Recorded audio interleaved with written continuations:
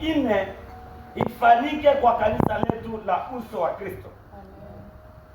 Na sababu kuu ya semina hii ni kwa sababu yako. Haleluya. Amen. Nimekuombea kwa Mungu katika watu watakaobarikiwa katika semina hii, nao uwe miongoni mwao. Amen. Ninakuombea kwa Mungu miongoni mwa watu watakaoshuhudia matendo ya Mungu kwa semina hii, nawe uwe miongoni mwa wale watu. Amen. Amen. Leo usiku kuna jambo ambalo Mungu alikuwa anaenda kunieleza. Nilikuwa naongea jana ili jambo nikaongea. Mkutano hautokei mkutano kwa sababu tuko kanisani. Lakini mkutano unatokea mkutano kabla hatujafika kanisani. Umeelewa vizuri? Maana ni kwamba sisi tuko nakuja katika mkutano, tunajua kwamba leo Mungu ana kusudi ambalo amekusudi kulifanya. Amen. Nataka niongee. Mungu amenionyesha kuna baraka kubwa ambayo ameiamuru kwa wiki hii.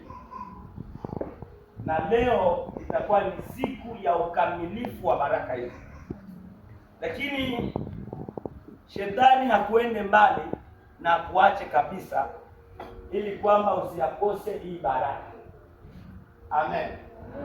Bahati mbaya ni kwamba niliona Mungu ameamuru baraka, lakini si watu wote waliopokea hiyo baraka. Amen. Haleluya. Wakati mwingine ukienda kwenye sherehe, hata kama uko na mdomo, lazima kwanza ujizuie kusudi ule. Maana ukitia mdomo watakunyima.